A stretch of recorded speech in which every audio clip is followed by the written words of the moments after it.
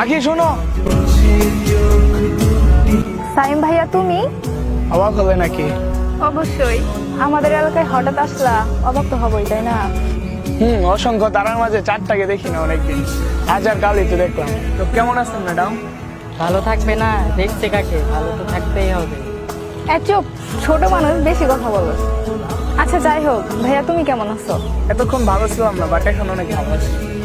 তোমার জিএফ কেমন আছে ভাইয়া? এই নাও।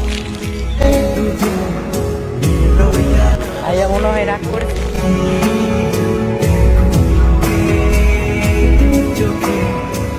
হ্যালো, নিষ্ঠুর রানী বলছো? নিষ্ঠুর রানী মানে? নিষ্ঠুর দেশের রানী, সে রূপের জাদুতে দেশের যুবকদের ঘায়ল করে।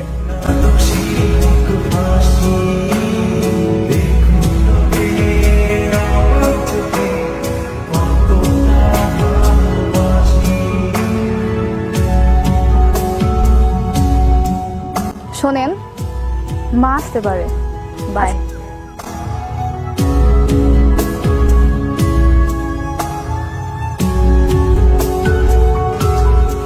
হ্যালো ম্যাডাম, প্রাইভেট পড়া কি শেষ?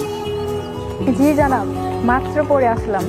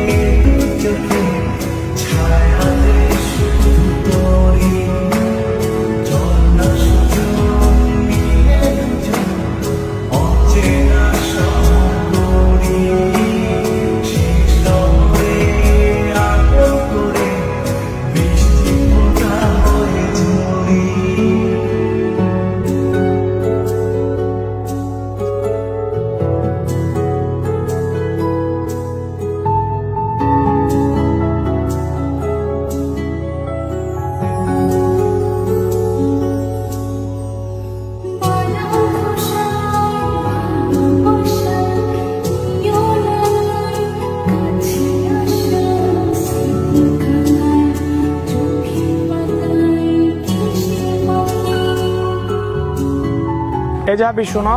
জি ভাইয়া বলেন। তোমার মামাতো বোন কোথায়? আমার সবকিছু ব্লক করে রাখছে। আসলে ভাইয়া আমার এসব কথা বলতে মানা করেছে, তবু আপনাকে বলি কারণ আপনাকে দেখে ভালো মনে হচ্ছে।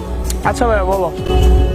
আসলে ভাইয়া আপনাদের রিলেশনের কথা তার পরিবার জেনে গেছে, আর জেনে যাওয়ার পর সে তার পরিবারকে বলছে যে সে আপনার সাথে মজা করেছে। তারপর পরিবারের লোক আপনার সাথে যোগাযোগ করতে মানা করেছে। কি বলো, সত্যি? ভাইয়া, আরেকটা কথা, সে আপনাকে মন দিয়ে ভালোবাসত। ও হ্যাঁ, আরেকদিন সাইম ভাইয়াকে বিয়ে করবি? জানি না, তবে না করার সম্ভাবনাই বেশি। কি বলি?